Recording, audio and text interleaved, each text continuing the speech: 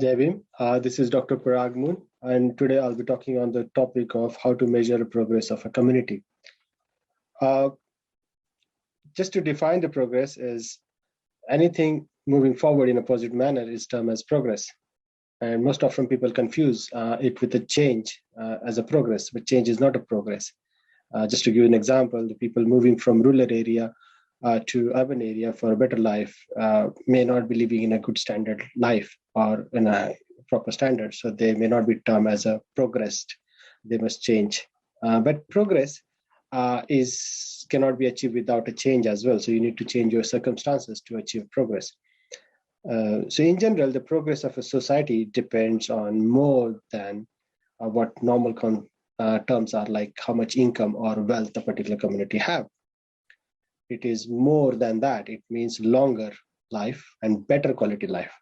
And it is for the majority of the population of the community and not for the few.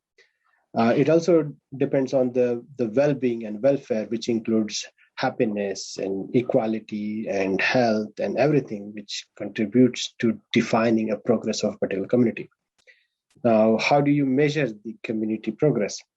The first thing is wealth and income. So if you see this income pyramid of India, this is based on the study done in 2010, but it's still relevant, which shows you that the majority chunk of the Indian population is having a income of less than 1.5 lakh per annum. And that section is mostly coming from the deprived community, marginalized community like SC, ST, OBCs in India. Second is to measure the Human Development Index, which is given by UN guidelines, which is a life expectancy, like what is the life of expectancy of that particular community, and what is the educational attainment of that community, and what is the income of that community. Now, if you look into these three parameters, you can address that there is a majority of the community in India having a very less education and also very less income because of the jobs which they are forced into and which are inhumane and having a less income as well.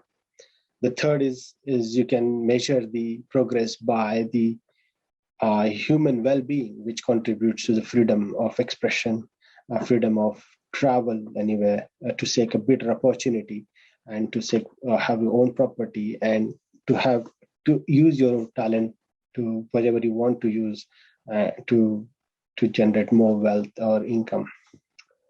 The progress should empower every community member and could create a stronger and more connected communities. Now, what hinders the progress? Progress, first thing is the forced labor. So in a study conducted in more than 190 countries, it is found that more than 71% of women worldwide are forced into forced labor, which may be domestic, construction, cleaning, sanitization. In India, this is having the highest number of slaves, or bonded laborers we call them, which are forced to work in the brick manufacturing or sanitization or manual scavenging, cleaning workers, prostitution, laborers on the farms, irrigation, and all those things. It's terms as forced labor. And second thing is the forced marriage, in where the women are forced to marry at early ages, which hinders their education, stops them the opportunity with their jobs and generating income, and forces them to be dependent on the partner, which leads them to force back into the forced labor of domestic construction, cleaning, and all those things. So in summary, what Baba Sahib said, that I measure the progress of a community by the degree of a progress which women have achieved, which is still relevant, because if you see, unless the women have progressed in that particular community, you cannot achieve the progress of the community, because the progress is not only the how much income or wealth the particular community have, but also in terms of how much education they have attained, and also the well-being and happiness of that particular community. It all come into that. Thank you. Jai Bhim.